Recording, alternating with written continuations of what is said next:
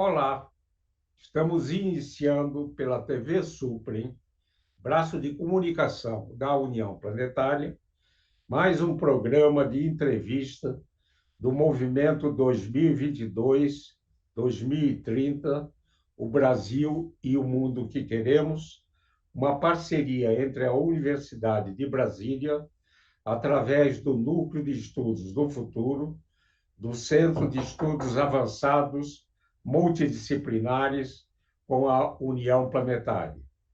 Hoje teremos o privilégio de conversar com o professor Jorge Elias Calil Filho. Vamos revisitar sua formação básica e universitária e conhecer suas principais atividades na área da saúde. Nosso convidado é formado em medicina pela Universidade Federal do Rio Grande do Sul, especialista em imunologia e mestre em imunogenética e imunologia e doutor em biologia humana pela Université Paris Diderot, na França.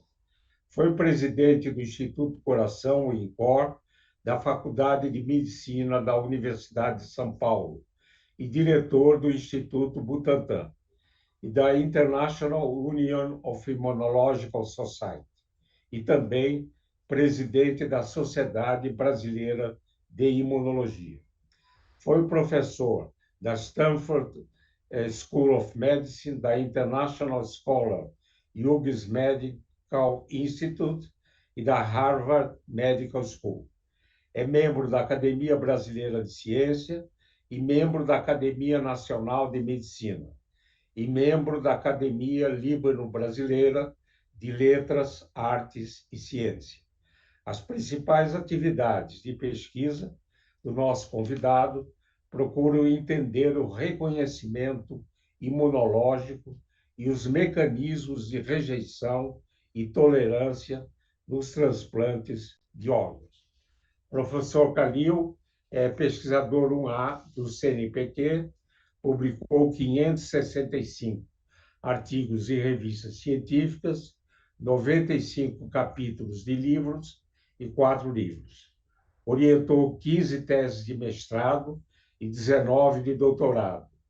Recebeu inúmeros prêmios e homenagens, das quais destaco Ordem Nacional do Mérito Científico, nas classes de Comendador e Gran Cruz, Cavaleiro da Ordem Nacional do Mérito da França, doutor honoris causa da Sorbonne University, na França, e também da Universidade Federal do Rio Grande do Sul.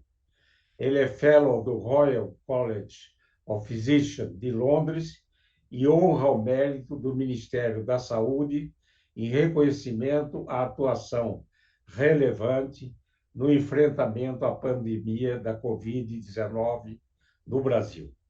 Atualmente, o nosso convidado é professor titular de Imunologia Clínica e Alergia da Faculdade de Medicina da Universidade de São Paulo e diretor do Laboratório de Imunologia do INCOR da Universidade de São Paulo. Muito obrigado, professor Jorge Calil, por ter aceito ao nosso convite.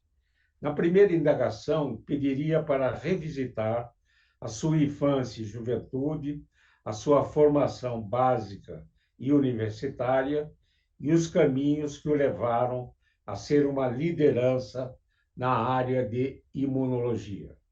Por favor. Professor Isaac Reutemann, um grande prazer poder discutir aqui e relembrar momentos aí da minha vida que tenham sido importantes. E eu devo lhe dizer que meu pai, médico, pediatra, ele sempre dizia desde pequeno que eu seria médico. E eu me acostumei com a ideia. Eu nunca perguntei muito se eu seria médico ou não, mas eu me acostumei com a ideia de ser médico e tive uma infância muito agradável. Estudei em um colégio em Porto Alegre, eu sou do Rio Grande do Sul, e joguei, como todo mundo, muito futebol e fizemos muitas bobagens na juventude que só nos fazem crescer. Aí resolvi fazer medicina e encarei muito seriamente a questão do vestibular e fiz vestibular para medicina e entrei entre os primeiros lugares no concurso geral da universidade. Ao entrar na universidade, a universidade estava fazendo naquela época um exercício de tentar normalizar ou estandardizar o ensino para os diferentes alunos que entravam e tinham um curso básico de 6 meses, em que algumas vagas ainda eram disputadas. Como eu tinha conseguido a minha vaga de medicina na primeira parte do concurso, durante esses 6 meses, eu vivi a vida como um jovem de 18 anos, aproveitando muito a vida. Mas, de alguma forma, né, depois, no segundo semestre, eu comecei o curso médico e eu fiquei um pouco, na época, eu fiquei um pouquinho decepcionado com a falta de abordagem científica de muitos dos professores que eu tinha na época. E resolvi que eu ia fazer vestibular novamente. E aí, no fim do ano, eu fiz vestibular de novo, só que desta vez eu fiz vestibular para física. E cursei medicina e física durante algum tempo, medicina durante o dia e física à noite. Ao fazer física, o chefe do processamento de dados da universidade me convidou para participar do processamento de dados. E eu que organizei toda a parte de processamento de dados para o vestibular. Foi uma tarefa árdua, mas muito interessante, né? Eu não devo dizer para você como eu era atribulado na época, medicina, física e processamento de dados. Mas ao fazer o processamento de dados, eu encontrei alguns professores que estavam cuidando do vestibular. Dentre eles, o meu querido amigo Israel Rosenberg, que é professor de genética da Universidade Federal do Rio Grande do Sul, e que disse: olha, eu gostaria muito de ter um perfil como o seu trabalhando lá na genética. E eu comecei a trabalhar. Eu fiz a minha iniciação científica trabalhando na genética, dando aula, fazendo experimentos. Na época, nós estávamos trabalhando sobre hemofilia. E continuei meu curso médico. E no curso médico, quando estudei patologia, quando estudei fisiologia, quando estudei todas as cadeiras básicas, muita coisa não se conhecia da medicina e se dizia: isto aqui é um fenômeno imunológico não conhecido, é um fenômeno imunológico não conhecido. Eu digo, eu tenho que estudar esse negócio de imunologia, que é o futuro da medicina. Né? Nós estamos falando aí, então, dos fins dos anos, na metade dos anos 70. E nós não tínhamos a disciplina de imunologia na Faculdade de Medicina, porque nós estamos sem professor. Aí eu fiz um grupo de estudos para estudarmos imunologia. E eu fiz. Então, eu trabalhava em genética, tinha um grupo de estudos de imunologia, e as coisas tinham muitas coisas em comum, imunologia e genética. E fui conhecendo pessoas do Rio Grande do Sul que trabalhavam em outros estados e que também se dedicava à imunologia. Aí, por essas coincidências da vida, eu já era residente de clínica médica, quando um professor do Rio Grande do Sul, que era professor no Rio de Janeiro, organizou um congresso, ou melhor, um curso no Rio de Janeiro sobre imunologia. O curso era muito extenso, como residente, não podia assistir. Mas ele me convidou para eu assistir o curso na parte de imunogenética, justamente, que era dada por professores do Instituto Pasteur da França. Aí eu vou para o Rio de Janeiro, no curso de imunogenética, vou no primeiro dia, os professores deram aulas magníficas, só que eu fiquei com a sensação de que ninguém entendeu nada. E essa sensação também foi me transmitida pelos professores franceses, quando à noite o professor que estava organizando o curso fez uma rodada de caipirinha bem brasileira e nós conversamos sobre o curso. Aí os franceses disseram: mas por que eles não entenderam nada? Eu digo: acho que eles não entenderam nada porque falta-lhes uma base de genética que eles esqueceram que aprenderam no curso básico, a todos os alunos de pós-graduação. E aí eles disseram: bom, o que nós podemos fazer? E eu, com muita cara de pau, Isaac, disse: eu posso dar um curso básico de genética amanhã de manhã, se vocês quiserem, para que as pessoas possam acompanhar que tenham as definições mais importantes. E foi o que eu fiz. No dia seguinte, eu peguei giz, lousa, giz, e dei as bases genéticas que eram importantes para que eles pudessem acompanhar o curso. E, a partir daí, o curso se desenrolou muito bem. Os professores franceses ficaram muito impressionados, né? Como é que eu, tão jovem, talvez um pouquinho de cara de pau, mas como é que eu fiz isso? E aí me perguntaram se eu gostaria de ir para a França. Eu disse, olha, pode ser no ano que vem. Ele disse, não, não, eu tenho uma posição no laboratório agora, nós estamos falando aí, Isaac, em dezembro esse curso, e eles queriam que eu começasse a trabalhar lá em março para assistir o curso de imunologia do Instituto Pasteur.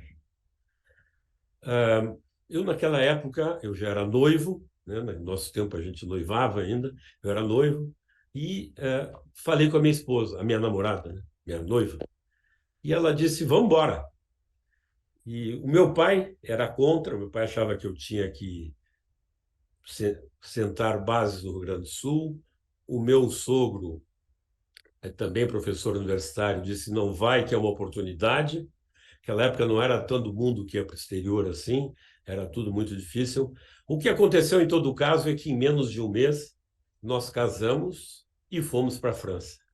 E lá na França eu fui trabalhar no laboratório de imunogenética de um professor que havia descoberto o sistema de histocompatibilidade humano chamado HLA, professor Jean Dossé, trabalhando especificamente, né, com Marc Felus, que era o meu tutor, digamos, direto.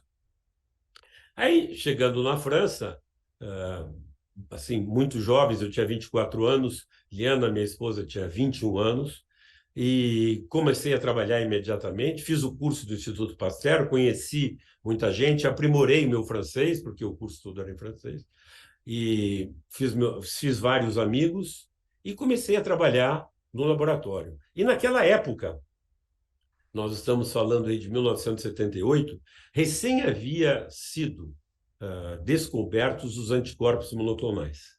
E o meu chefe direto, Marco Feluz, ele trabalhava muito em genética somática.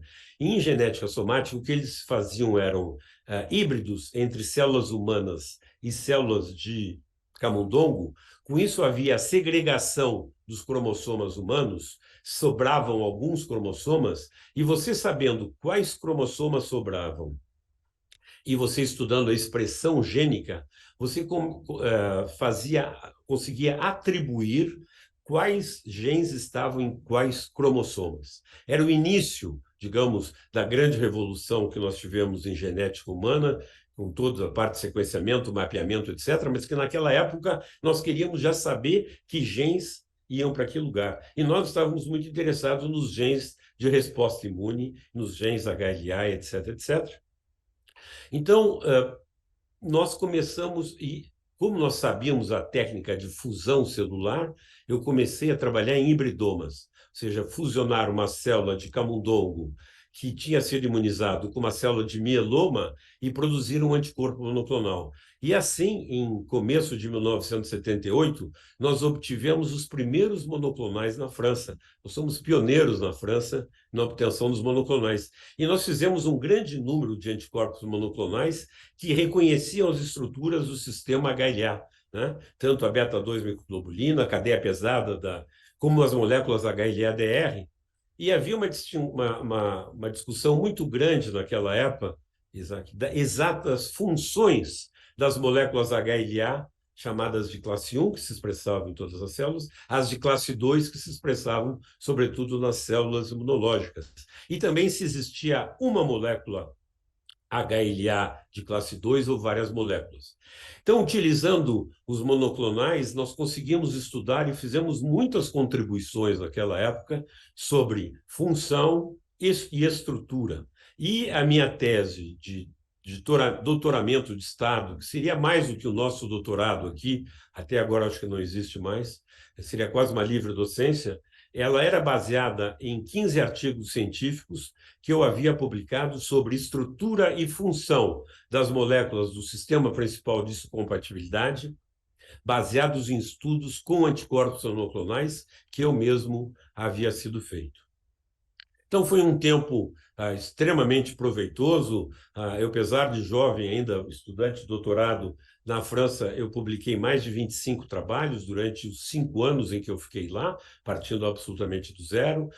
Nos últimos 2 anos, o meu chefe direto, que é o Marco Feluz, havia pedido licença para fazer um sabático no Instituto Weizmann, e quando voltou do Instituto Weizmann, ele voltou direto para o Instituto Pasteur. Então, eu, apesar de ser ainda não ter o meu doutoramento, eu era aluno de doutorado de Estado, eu era chefe de um dos laboratórios do professor Jean Dossé, com muita honra, e tocando lá os trabalhos, eu tinha já meus alunos e meus pós-graduandos, né? E tive muito prazer quando, em 1980, trabalhando lá, o professor Jean Dossé ganhou o Prêmio Nobel de Medicina, né? Foi uma grande festa que nós fizemos, evidentemente, Prêmio Nobel de Medicina, professor Jean Dossé.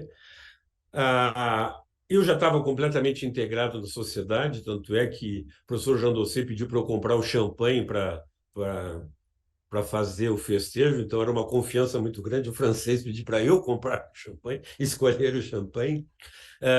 Participava de todas as reuniões do conselho, estava muito integrado, digamos, àquele laboratório, que era um laboratório absolutamente fantástico, e continuei trabalhando. Então, estamos falando em final de 1980, aí trabalhando mais ou menos na metade de 81, o primeiro-ministro da França, Raymond Barre, foi nos visitar e conheceu todo o laboratório.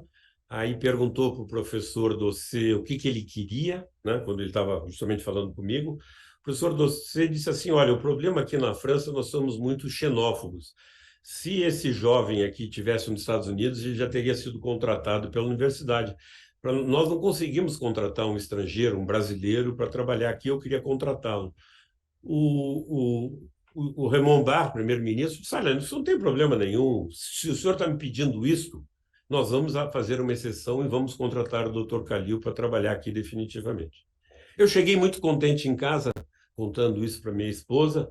Minha esposa não disse nada, comprou uma passagem, foi para o Rio Grande do Sul, disse: vamos discutir isso no Brasil. E com isso, ela não queria ficar lá. Eu gostava muito da ciência, eu gostava muito de morar na França e da posição que eu tinha, eu gostava muito mais da minha esposa, e eu vim embora, principalmente depois de uma conversa muito séria que eu tive com o Marco Feluz, que era o meu chefe direto, que tinha já voltado de Israel, que estava trabalhando no Instituto Pasteur, e que me convidou para tomar um café da manhã, né? Na França, quando toma café da manhã, o assunto é sério, Isaac, porque no almoço já tem vinho, a coisa pode... café da manhã não tem vinho. E ele diz assim: mas você acha que é melhor que os outros? Eu digo: não, acho que eu sou melhor que ninguém.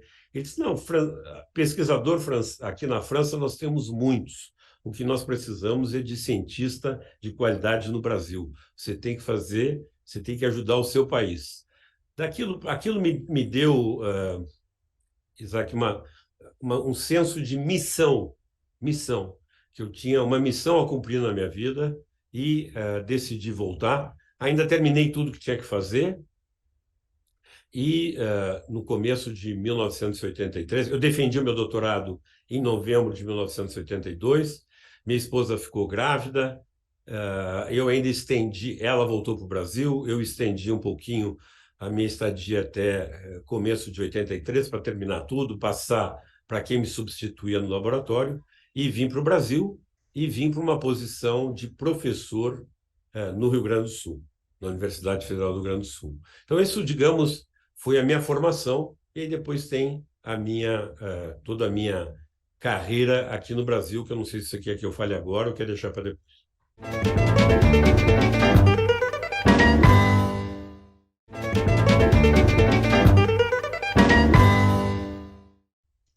Muito bom, essa trajetória incrível, né? Um gaúcho, né? Que acho que em vez de mamadeira tomava chimarrão, né? Professor Calil atuou como dirigente em instituições importantes, como o Instituto Butantan, o INCOR da USP, e também foi presidente da Sociedade Brasileira de Imunologia. Poderia ressaltar a importância dessas instituições para o aprimoramento dos cuidados na saúde do nosso país? Sem dúvida. Depois dessa minha trajetória e depois de ter passado aí 2 anos no Rio Grande do Sul, eu fui convidado para vir para São Paulo pelos professores Adib Jatene e Fulvio Pilege para vir trabalhar no INCOR. O INCOR, nós estamos falando aí, então, começo dos anos 80. Quando eu transferi para o INCOR em 85, estava, nesse momento, no INCOR, Tancredo Neves, né? Nesse momento histórico que o Brasil passou. E Fulvio e Adib queriam que eu organizasse a imunologia, que realmente tinha se transformado numa disciplina extremamente importante na medicina, e queria que eu organizasse toda a área de transplantes, de imunologia de transplantes aqui, coisa que eu fiz. Criei, inclusive, a Associação Brasileira de Transplante de Órgãos, a qual fui o primeiro presidente, em 1986, e continuei trabalhando aqui, fazendo pesquisa, ensinando e formando o pessoal aqui. Na progressão normal da carreira, ainda fui morar em Stanford, fui trabalhei um ano um pouco do Stanford e fui livre docente da universidade, né? Fui International Scholar do Instituto Howard Hughes e em 2005 houve uma gravíssima crise institucional no Instituto Coração. O Instituto Coração, ele primava por uma qualidade, até hoje é assim, de primeiríssima qualidade no atendimento aos seus pacientes cardiológicos, agora também pneumológicos, dava uma medicina de primeira para o SUS. Para fazer isso, ele atendia e atende ainda 20% de privados. E ele reverte todo esse recurso que ganha em privados para o melhor atendimento do SUS. E consegue fazer com que seus profissionais se fixem aqui, não sejam absorvidos por instituições privadas, tanto médicos como não médicos. Então, é um exemplo, né, de instituição para o Brasil. O que teve que, no começo dos anos 2000, teve um professor de cardiologia que aventurou-se em outras atividades e colocou em risco o Instituto do Coração, mais precisamente a Fundação Zerbini. E, em 2005, eu tinha ganho um prêmio internacional da Academia Internacional de Ciências, a TUAS, no Egito, quando eu recebo uma ligação dizendo que o professor de cardiologia havia sido destituído da sua função de presidente do conselho do INCOR e que eu havia sido eleito. Eu não sou cardiologista, mas eu trabalhava, meu laboratório principal sempre foi aqui no Instituto Coração, onde eu estou agora.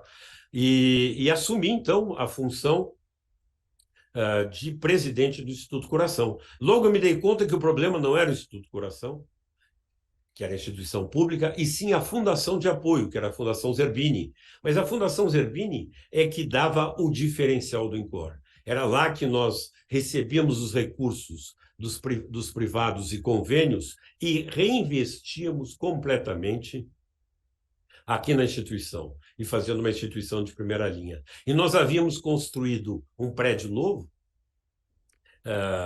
dobrando a capacidade do INCOR, só que depois que foi feito esse prédio novo, nós não, o governo do Estado de São Paulo não honrou com o compromisso que tinha de pagar o empréstimo do BNDES para a construção do prédio e nem colocou funcionários aqui, e com as aventuras do quem me antecedeu na presidência do INCOR, o INCOR estava mal. O que tive que fazer? Tive que correr muito.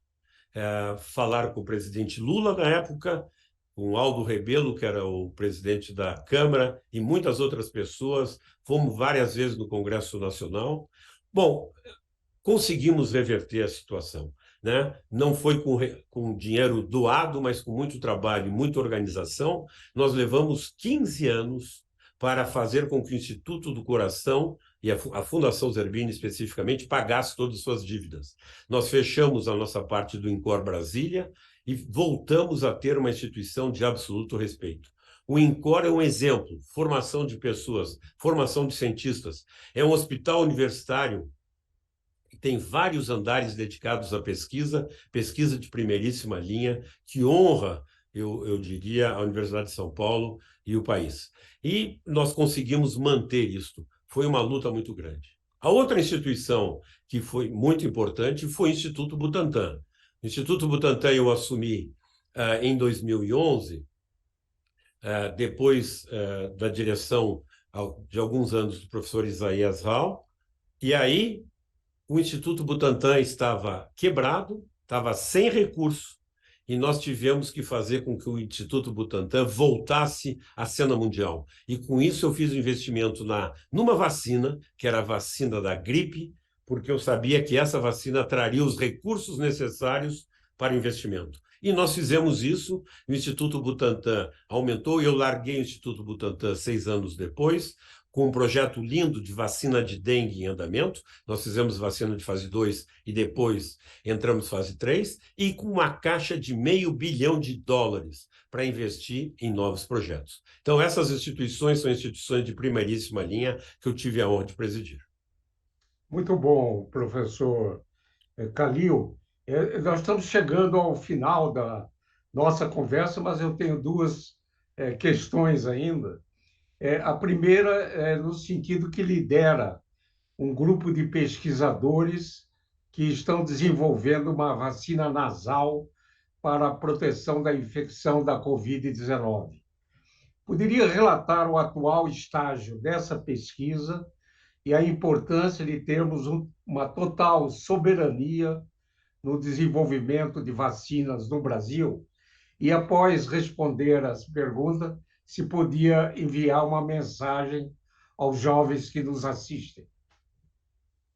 Então, quando começou a pandemia, março de 2020, eu reuni um grupo de pessoas e resolvemos que a gente tinha condições de desenvolver uma vacina. E resolvemos fazer uma vacina nasal. Por quê? Sendo uma doença que se transmite pelas mucosas e começa infectando o nariz, a gente sabia desde o início, né, que para que a gente pudesse controlar a transmissão da doença, nós tínhamos que ter uma resposta de mucosa nasal muito importante. E começamos, desde aquela época, a estudar a resposta imune. Nós não fizemos, como os outros grupos, de simplesmente pegar spike, porque se sabia do SARS-CoV lá de 2002, 2003, que a spike era a proteína principal de ligação. Nós queríamos fazer um antígeno mais elaborado. E para isso nós, depois de muitos estudos, em vez de trabalharmos com toda a spike, que é perigosa porque ela é espirilada e pela sua espirilação pode dar problemas, como está tendo neurológicos e cardíacos, e nós não temos tempo de discutir, nós pegamos apenas o RBD, chama Receptor Binding Domain, que é aquela parte que se liga no receptor para entrar na célula. E selecionamos uma série de fragmentos de outras proteínas do vírus, peptídeos, que induzem uma forte resposta celular, tanto CD4 como também CD8. E escolhemos um veículo, uma nanopartícula, que permite passar o cílio, passar o muco e se fixar na célula mucosa e induzir uma resposta muito importante. Então, a nossa vacina, a proposta é completamente nova, com resultados fantásticos quando a gente faz experimentação de proteção de animais suscetíveis. O SARS-CoV-2 protege completamente. O que nós temos que fazer agora é a preparação em boas práticas para começarmos os ensaios clínicos. Infelizmente, no Brasil, nós não temos a tecnologia para fazer a transformação de células em boas práticas para que seja industrial. A indústria consegue produzir algo que já tenha sido desenvolvido, mas nos falta essa área de desenvolvimento que eu estava fazendo no Butantan e, infelizmente, não terminou de ficar pronta. E é um gargalo muito grande no Brasil. Esta parte, por enquanto, eu estou comprando no exterior, mas é só comprar para fazer esse serviço, que é um serviço que é tecnológico, não é científico. E eu pretendo, ainda este ano, entrar em fases clínicas. E na fase clínica, o que nós vamos testar é usar essa vacina como uma vacina de reforço para quem já foi vacinado, porque a população brasileira já foi vacinada, mas que permita parar a transmissão, que nos dê uma proteção de IgA sérica, que nos promete, que nos defenda contra a transmissão da Covid. E nós termos a nossa vacina significa autonomia. Nós não precisamos gastar bilhões de dólares, todos os investimentos voltam aqui para o Brasil, formando gente, melhorando a indústria e dando um pouquinho de orgulho nacional que nós conseguimos resolver o nosso problema. País desenvolvido resolve seus problemas e não fica olhando para o norte para saber quem é que vai resolver. Eu continuo dedicando e espero que durante ainda muitos anos a minha vida à ciência, ao desenvolvimento e ao ensino, porque eu acredito que um país desenvolvido é um país que consegue resolver os seus problemas. E a ciência é realmente um vício. Uma vez que você entra, você não quer sair, porque o desafio intelectual, a beleza da descoberta, a beleza desse convívio com os jovens, formando gente nova, para mim, me viciou de tal forma que eu pretendo levar isso até os últimos dias. É um bom vício. E eu espero que o Brasil continue tendo, que nós temos pessoas fantásticas, jovens maravilhosos, que continuem com uma carreira universitária, uma carreira científica, trazendo melhorias para o Brasil, porque é isso que a gente precisa. Muito obrigado. A mensagem aos jovens. Então, aos jovens eu diria, a ciência é muito bonita, dedicar-se a uma atividade de conhecimento é fundamental, e não simplesmente ver como é que vai levar vantagem numa ou outra ação, e o que precisa é um trabalho contínuo para que a gente possa desenvolver e que a gente consiga contribuir para a sociedade que a gente viva e que, claro, que a gente tenha também uma boa qualidade de vida. Então, eu espero que os jovens estudem e que, sobretudo, se dediquem à ciência. Nós precisamos de mais vocações na ciência brasileira. Muito obrigado, professor Calil, por todas essas mensagens, né? Desde a importância da ciência, e concordo que um país soberano sabe resolver os seus problemas, e o Brasil tem problemas, mas tem soluções também. Gostaria, então, de agradecer imensamente, desejar que essa vacina nasal esteja à disposição da população brasileira. Certamente será um marco histórico no desenvolvimento científico brasileiro. Esse e outros programas do Movimento 2022-2030, o Brasil e o Mundo que Queremos, podem ser acessados no canal YouTube da TV Supre. Eu gostaria de agradecer a atenção de todos e todas que estiveram conosco e voltaremos a nos encontrar em uma próxima oportunidade. Até lá!